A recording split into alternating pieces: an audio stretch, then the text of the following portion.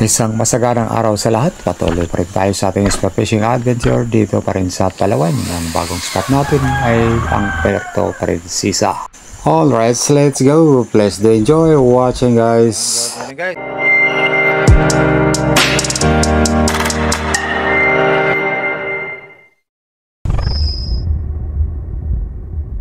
Ayan mga lods, sakay na naman kami sa aming bagong service to. Tapos ang next spot. Goodbye muna, Dumaran. Babalik din kami.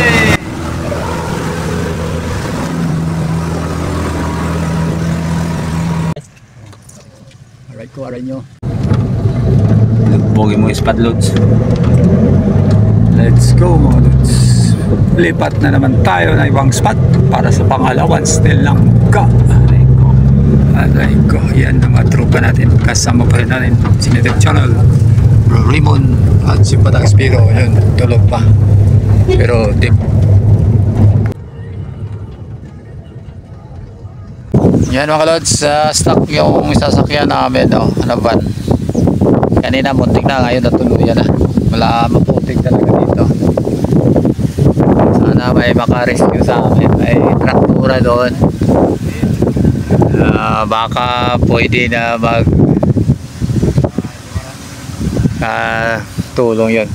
Hihila sa amin. Sana. Ayun. So, natin na lang tayo. Baka may makapunta doon sa traktor. Ayan mga lods, rin kami, natulungan kami ng traktura. Sige kuya, raruhin mo na lang yan para lubos-lubos na. Ayan guys, dito na kami sa Sabang. Parating na yung Crossing Sabang. Crossing Sabang ay. Mamaya. Ano lang yung mga gagawin mo lagi? Yung mga kaibigan natin dun sa dito. Kasama niya yung mga Plus, dito na tayo. Kasama na natin si Joy Adventure dito sa Baluarte niya. Yung kanyang sasakyan, no? So, ayan.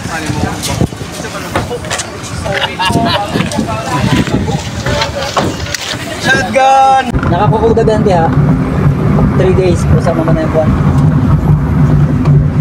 Ayan, good morning guys. So, ito tayo sa isang spot na maganda, oh. Isang resort. Ayan, ito ang excuse natin ngayon. Doon tayo mamamana, oh. Doon banda. Ayan, mga tropa, tulog pa. Ayan, si bro. Ay, gising na pala. Ayan, si bro Raymond. Paanok lang. Ayan, si bro Native. Pautog pa yan. Si bata. Oh. Ayan. So, handa na tayo ng ating mga gamit para sa isang dive sa araw na to. Lads, tapos na natin masita pa ating shooting line from Courses Master Abraham Ben Carlo. Single wrap lang tayo kasi mahabang pana natin. Ayan, wala na tayong bungee para less drag sa side to side maneuver sa ilalim. Minimal lang naman ang ng bungee, pang stretch lang naman yun para sa doon sa line release. Yan, line release natin. Yan ang line release ng array sa ilalim. Yan po. Let's go. Mga lods, na maaga magsayang si Bro Native Channel. Ayan, ganda ng saingan namin. So wala mo ng outdoor ngayon. May manok mamaya. Okay na yan. Yan, plain hot water lang muna inumin natin sa umaga. Hindi na tayo magkakape para maganda yung pulso natin sa pagtira ng mga malalaking isda. So no coffee muna. Yan, handa na ang ating gamit. Yan kay Bataw 130. Yan sa Sigal Sub from Gagaw Rosco Spearman's Gear. Yan, no? Sport Tube. Gandang sisid lang ito. Nakabaklas na yan. So yan ang dagat na sisirin namin. Mga 2 days lang ang budget namin dito. Lilipat naman kami ng bang spot. So pero depende na rin sa hulihan, baka naman ma-extend kami dito. Yan, bahagi ito ng Puerto Princesa. Malapit lang daw dito yung underground river eh. Hindi ko alam kabisado kung saan banda, pero we'll see kung saan banda yun. Shoutout muna, Dandan from Camiguin Island, sa lahat ng mga tropa natin dyan sa Camiguin Island. Drive safe sa lahat. Shoutout din kay Tata Untoy for J. Edward ng Quezon Province from Bulacan Portales. Shoutout din kay Tia Erning Moradas Atacador ng City of Topurong, Nabangig, Palanas, Masbate from Ede Moradas. Thank you bro sa support. God bless. Ito na tayo mga lods sa new spot. Shoutout din Chad Summers from Bohol. Thank you for the support. Shoutout din kay Kasalom TV. More power to you bro. Salamat. Shoutout din Dennis De La Cruz and family from Nay Cavite. Maraming salamat sa support bro. Shoutout din kay Salde Gita. Salamat ng marami bro. God bless. Alright guys, patuloy tayo sa ating warm up trap. Dito medyo okay ang visibility dito sa bagong spot. Dito pa lang sa mababaw, medyo okay na ang fish activity. Daming mga bait fish, oh. Mga surgeon fish o indangan. At para sa ating first fish of the day, ang drop na to mga lot. Isang masarap na green chub fish ang ating titirahin dito mga lods. So ito ay isang malaguno o guno-guno. Bagamat may lapang isdang ito, pero wala itong kawala sa ating RA Yolo 160 carbon railgun. At ito matapit na nating maklose ang gap. Konti na lang at yari ka na. Ayun, oh. Yari kang guno-guno ka. Kunwari may lap ka pa ha.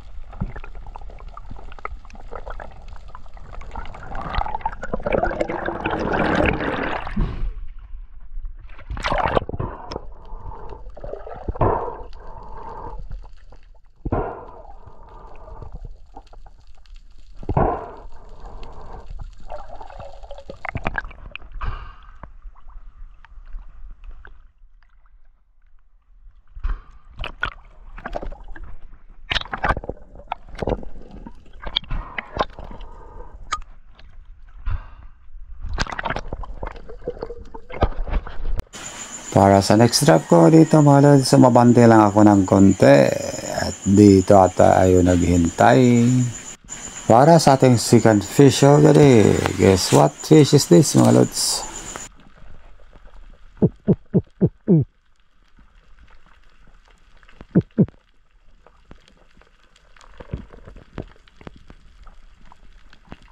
Ngayon na po, dumating na sila mga lods. Dalawa. Pipili na lang tayo dito. Ito, sa taas ang ating napili. Medyo mailap, pero di ka rin makatakas na aking makasashimi ka mamaya. Ayun mga lods, sapol. May pakimbot-kimbot pa, oh.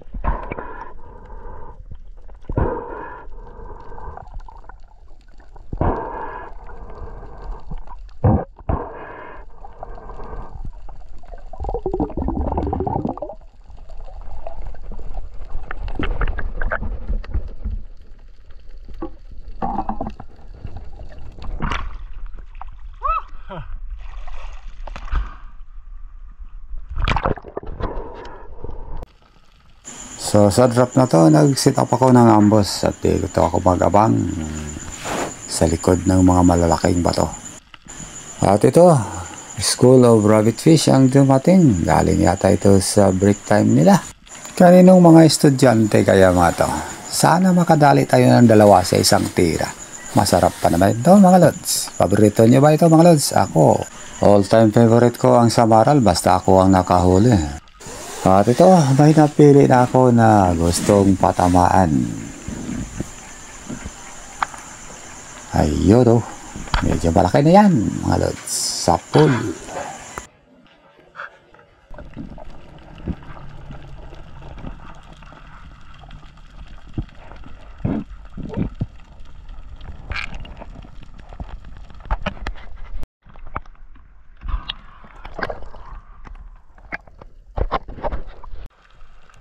And the hunt continues. Ito, mayroon tayong nakita isang jobfish.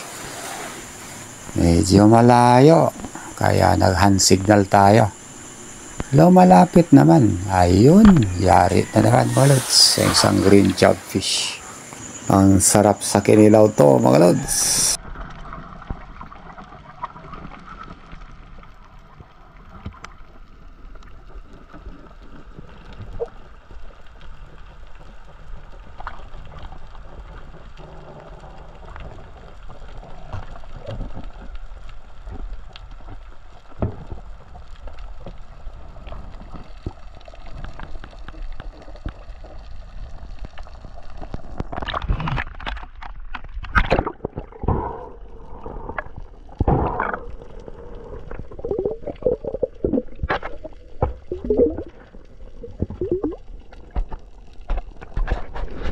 At ito, isa na namang celebrity fish ang magbubuwis ng buhay. May style pa siyang pahiga-higa dyan sa baba, oh. Kaya nakita ko ang lapad ng katawan niya. Kaya matutulog ka mamaya na mulmul ka. Ayun sa pool ang white sand producer mga lods.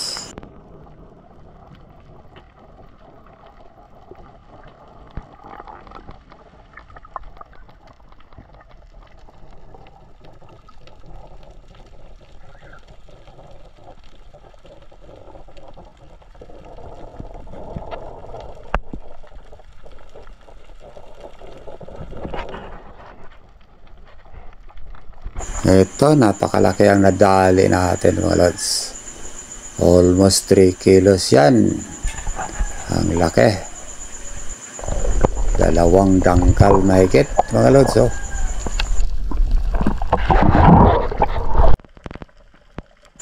Dito, ambush mode na naman ako mga lods. Itong paborito natin na ginagawa sa mababaw at isang jobfish na naman ang nadali natin. Sa polo, fine shot.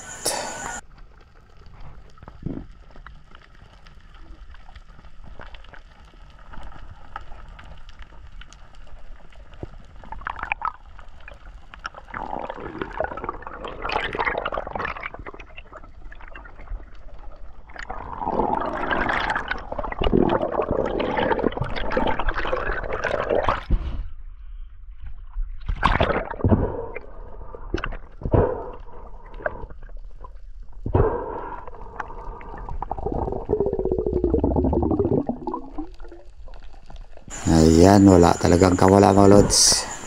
Yari na naman ng isang green jobfish or malagro. At syempre, kinilaw ang bagsak nito. Kain tayo mga lods at uwi na rin kami. So ito ang combined catch of the day namin mga lods. Medyo konti lang pero pwede na. Medyo logi kami sa biyahe na to. Ayan mga lods, ito na ating ulam, isang samaral na prito. Isang samaral mga lods, pero kasyan sa aming ilan tayo? At ito yung ating tinirang Kasyan sa aming 8. lapu-lapu kanina, oh. Green coral trout. Orange lapu-lapu. Ayan na po, Sarsyado by Native Channel. Ito. Aray ko. Bro, sakto lang bro. Bro Raymond. Mabugan Sige, yung sa tali sige. bro na pangganihan. Di ara mga bro, ang kuan. May margarin. Atong sarsyadong green coral trout. Yan ako to. Orange coral trout. Kunta siya bro, mo ito yung gisa. Ayan mga lods, may na-stranded dito. Naabutan ng high tide.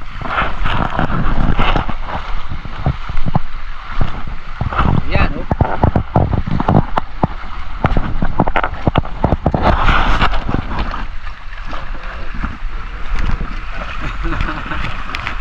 Si Bay Joel ang ating boatman.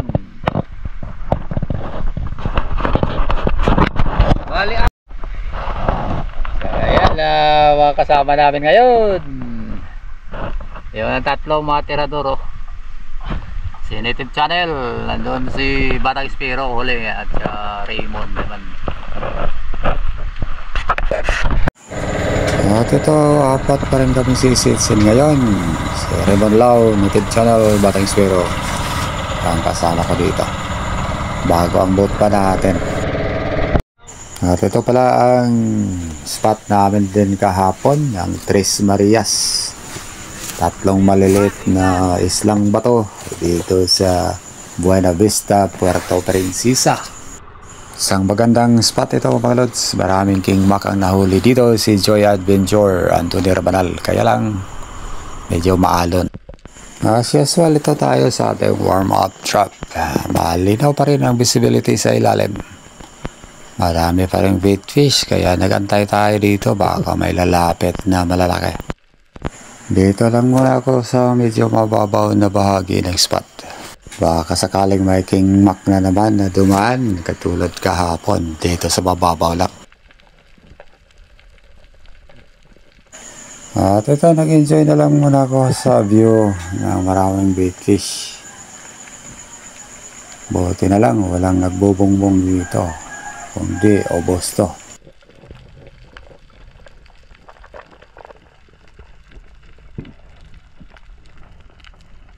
At dito nag-set up ako ng ambush. May isang jobfish o green jobfish ang nakita ko. Kaya lang sobrang ilap.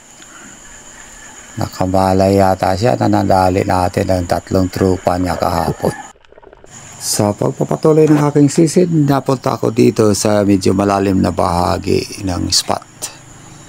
At ito, free falling ang ginagawa pa rin natin mga lods. Dito tayo sa mga naglalakihang mga bato sa ilalim. Dito tayo mag-abang ng ating titirahin.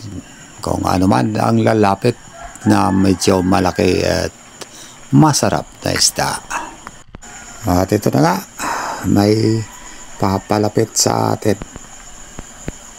Tamang hintay lang dito sa baba para hindi pabulabog.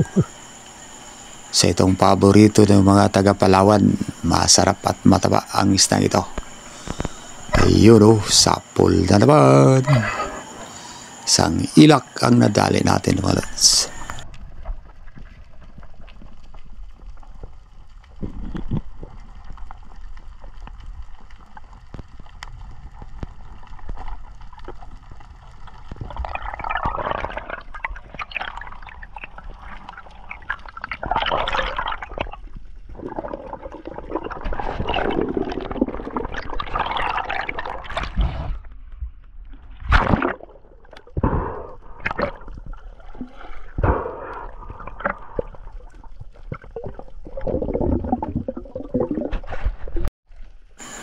At patuloy akong umabante dito sa medyo malalim at medyo malabo na ang visibility ng tubig sa araw na to. Kaya ito, tiyaga tayong bumaba dito dahil maraming mga bait fish ang nakita natin sa baba. Mga indangan or surgeon fish. At dahil medyo matumal ang akyat sa isda sa araw na to, so plano ko na natitira ng isang indangan. Pipili tayo dito ng malaki. Maamo naman ang mga isdang ito kaya matyaga tayong naghintay dito sa baba. So siyempre pumipili na tayo kung alin ang titirahin. At ito medyo may baon pa naman tayong hangin. Di na muna tayo titira. Naghintay muna ako dito na ilang sandali. Baka sakaling may lalapit na medyo malaki. para makabawi naman lang sana tayo sa gastos at hindi tayo nabigo. Eto, may lumapit na isang kawayan. Good size na ito mga lods, buti na lang hindi ko tinira agad yung mga indangan. So dito sa pamamana mga lods, pasensya talaga ang kailangan. Kailangan marunong tayo maghintay at batay na rin yan sa ating breath hold kung gaano katagal. Siyempre wag natin isagad, dapat mayroon pa rin tayong baon na hangin para tayo ay makaabot sa itaas ng ligtas.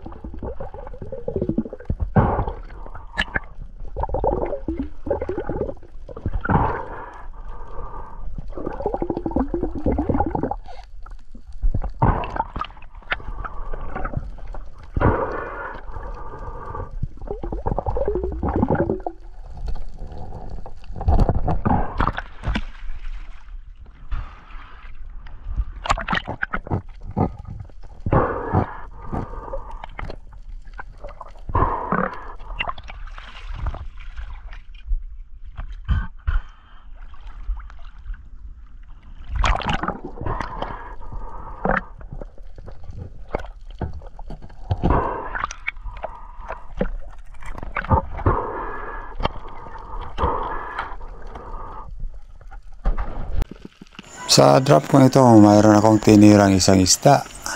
Isa na namang celebrity fish ang target natin. Yan o.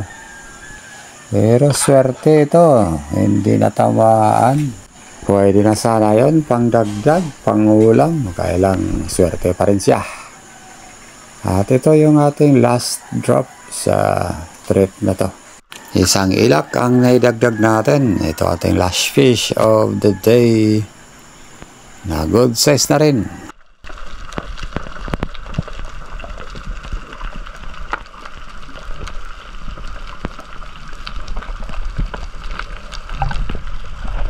Nandyan siya dyan sa ilalim ng malaking bato, kaya tamang abang lang para hindi matamaan yung bato. Ayun, sa pool.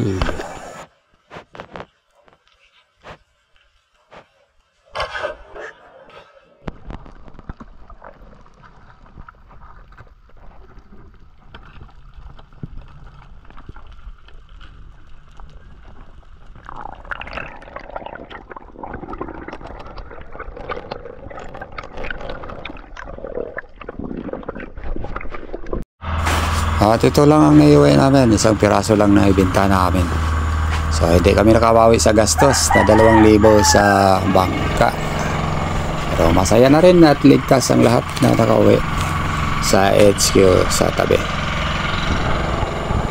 Ay hanggang dito na lang po. Salamat sa panonood mga kaibigan.